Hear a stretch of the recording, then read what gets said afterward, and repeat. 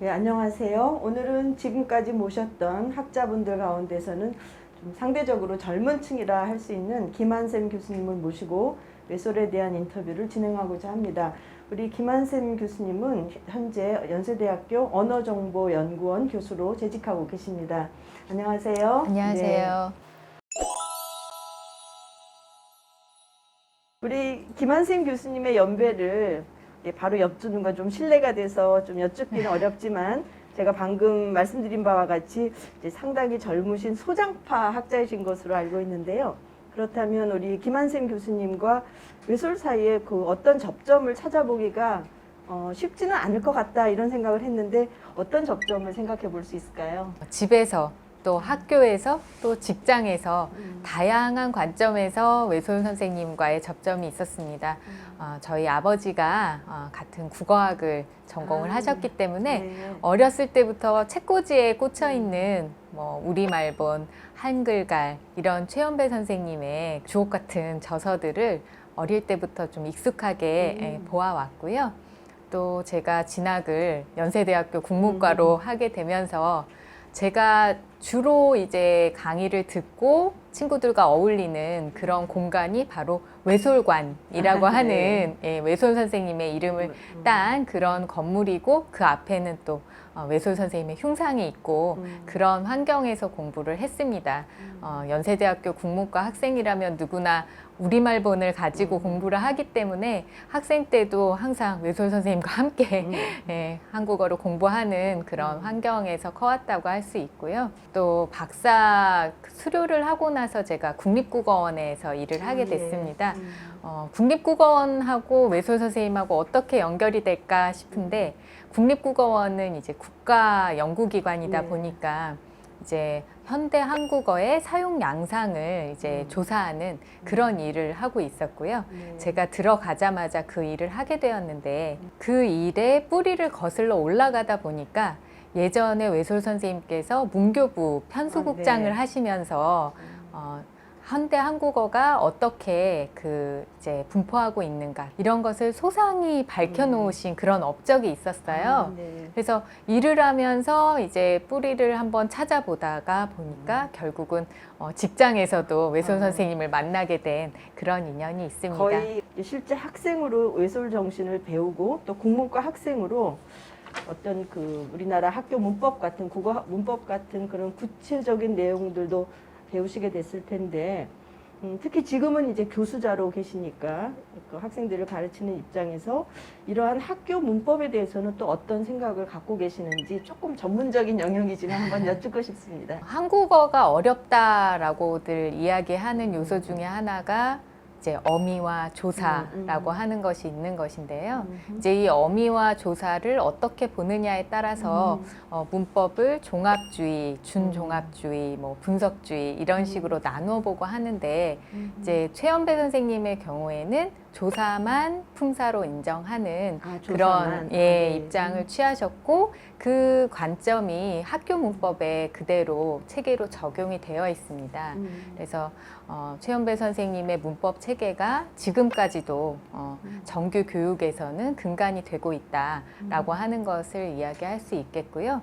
뭐 품사 전성 같은 경우에도 요새는 품사 통용이라고 하기 때문에 어쩌면은 최연배 선생님의 의견이 받아들여지지 않았다고 생각할 수도 있지만 그 기본적인 역사적인 그 변화를 품사를 2가지 이상으로 쓰는 단어에 적용했다라고 하는 점에서는 또 그 내용이 이어진다고 할 수가 있고요.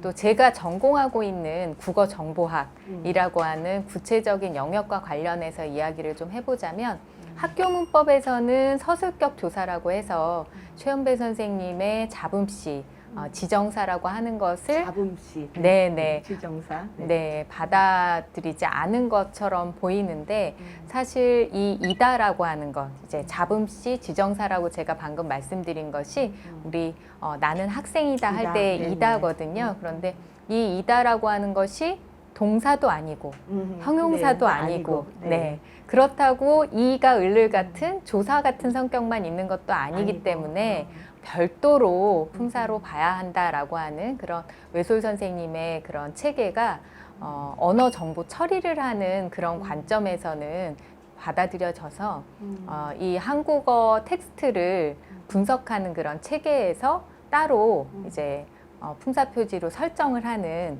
그런 결과를 가지고 왔습니다. 외솔 선생님으로부터 해서 이렇게 쭉 시간적으로 보면 쭉 관통에 내려오는 그런 생각이 이제 다 이렇게 드러나고 있는 거다 이렇게 말씀을 하시는 거죠. 네, 네. 조금 어려운 용어를 쓰신 거 있는데 조금 더 이렇게 풀어주신다면 품사 전성, 뭐 네. 품사 통용 이렇게 네. 말씀하셨는데 뭐 조금 쉽게 풀어주실 수 있나요? 그 용어에 대해서만. 네. 우리가 처음 만난 오늘을 기억하자라고 할 때 그 오늘은 명사고 또 오늘 3시에 만나자라고 하면 그때 오늘은 부사잖아요. 시간부사. 예. 네. 그러니까 오늘이라고 하는 것이 명사로도 쓰이고 부사로도 쓰인다라고 해서 양쪽에 다 쓰인다라고 하는 통용이라고 하는 용어로 그런 의미에서? 학교 네. 문법에서는 설명을 하고 있습니다. 최연배 선생님이 말씀하셨던 품사 전성이라고 하는 것은 현상은 같은데요. 오늘을 기억하자라고 했을 때 명사 오늘이 이제 부사인 오늘로 변했다. 예, 성격이 변했다라고 하는 의미에서 이제 전성이라고 하는 이제 용어를 사용하셨는데 사실 공시적으로 보면 통용이라고 볼 수 있지만 이제 역사적으로 거슬러 올라가면 이제 뿌리가 뿌리가 명사였다라고 하는 것을 이제 방향성을 같이 보신 거죠. 외솔 선생님께서는요. 그런데 이제 예를 들어서 사전에 이런 것을 기술을 하려고 하면 명사부터 설명하든지 부사부터 설명하든지 어쨌든 무엇이 더 중심이다라고 하는 순서를 잡게 되어 있어서 현재에도 완전히 그렇게 공시적으로만 설명하고 있지 않기 때문에 그런 변화에 주목하신 외솔 선생님의 그런 뜻이 또 계속 이어져 내려온다고 할 수 있습니다. 지금 뭐 디지털 문명 뭐 이런 그 얘기를 하면서 우리가 살아가는 이 시대를 특히 이제 IT 산업과 관련돼서 이 정보화, 인포메틱스라고 하는 게 아주 중요한 위치를 이제 갖게 되었죠. 그런데 이미 오래전에 외솔 선생님이 가지셨던 그리고 추진하셨던 해안이 그렇게 본다면 바로 오늘날에 우리한테 이제 엄청난 이익이 되고 있다. 네, 우리한테 맞습니다. 많은 네. 이익을 가져다 주고 있다라는 걸로 보이는데요.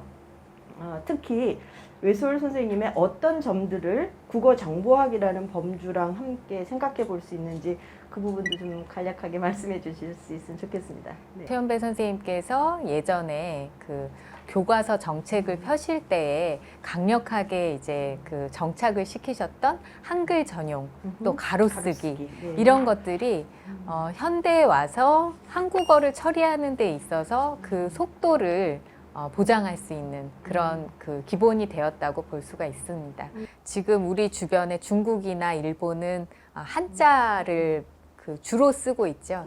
근데 이 한자를 사용하거나 한자를 외국어로 배우는 사람들을 보면 컴퓨터에 이 한자를 입력할 때 이제 속도도 느리고 또 어렵기도 해서 굉장히 이제 어렵다라고 하는 말을 많이 하는데 우리가 아직까지도 예전에 이제 신문에서 썼던 것처럼 한자를 주로 하고 이제 뭐 조사나 어미를 이제 한글로 쓰고 이런 이제 문자 생활을 하고 있었다면 사실 우리도 일본인이나 중국인들과 마찬가지로 컴퓨터나 전화로 소통을 하는데 굉장히 속도가 느리고 어렵게 하고 있었겠죠.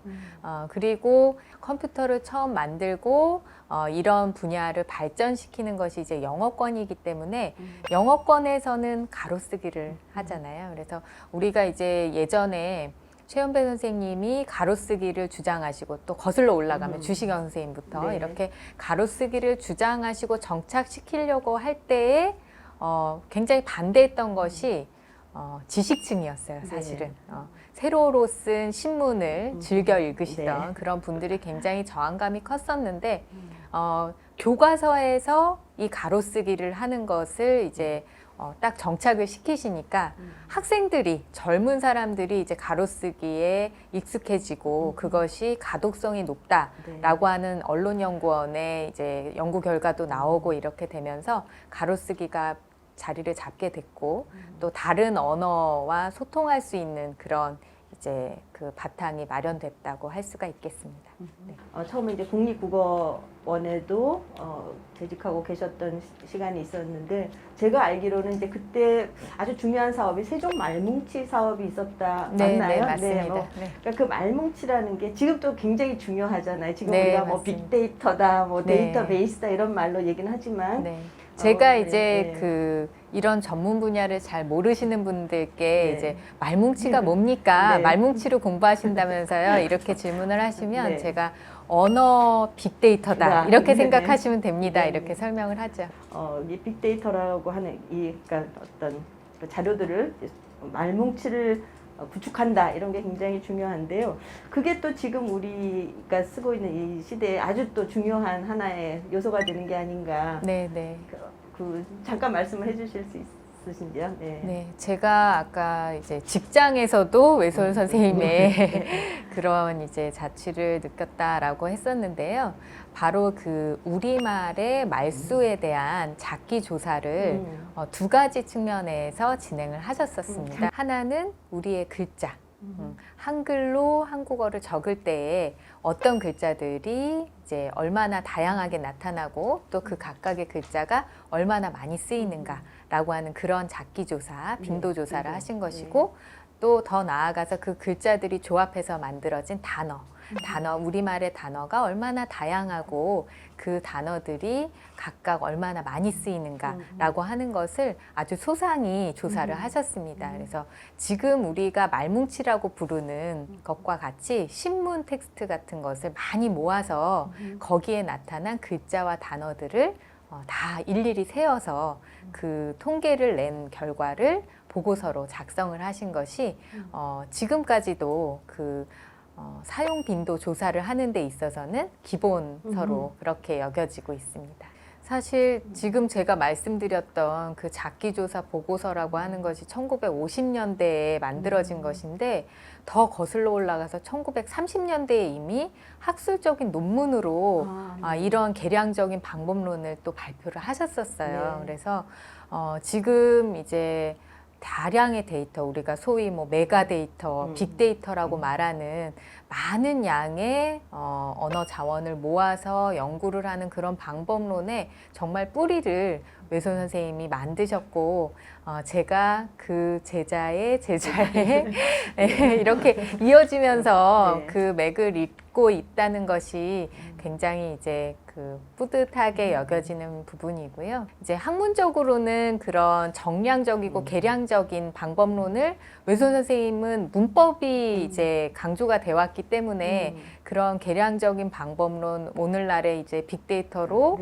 빈도를 내고 하는 이런 것과 연결된다고 사실 잘 모르시잖아요. 네. 근데 이제 그런 뿌리를 잇는다는 그런 뿌듯함도 있고 또 사실 정신적으로는 우리 말글을 사랑하는 그 부분이 사실 굉장히 중요한 거잖아요. 근데 그 부분에 있어서 사실 저도 제가 전공하는 국어정보학이라고 하는 분야가 워낙에 이제 영어권에서 많이 발달을 하다 보니까 의식적으로 이렇게 정신을 차리고 있지 않으면 외국어, 외래어 많이 섞어서 쓰게 되고 일상생활에서도 워낙 이제 외래어가 많이 들어와 있어서 잘 지키지 못하는데 조금 더 의식적으로 이런 쉬운 한자어가 외래어보다는 낫다.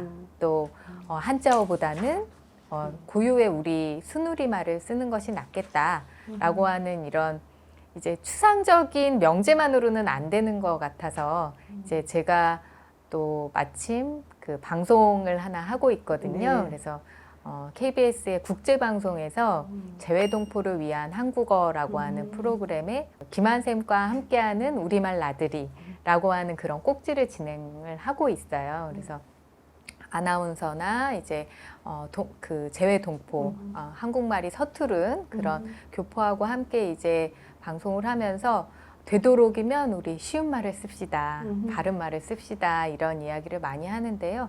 멀리 갈 것 없이 요새 우리가 코로나 때문에 굉장히 어려움을 겪고 있는데 코로나 블루라고 하는 것으로 이제 굉장히 마음이 안 좋은 분들이 많은데 우울감을 네. 얘기하죠. 네. 블루라고 하기보다는 코로나, 우울, 우울, 뭐 이렇게 네. 말하는 것이 더 낫겠고 또 이것은 사실은 외국어를 쉬운 한자어로 바꾸는 것이라면 비말이라고 표현하지 말고 실방울이라고 네. 표현하면 이제 이것은 또 한자어보다는 순 우리말을 쓰는 것이 좋겠다라고 하는 예인데요.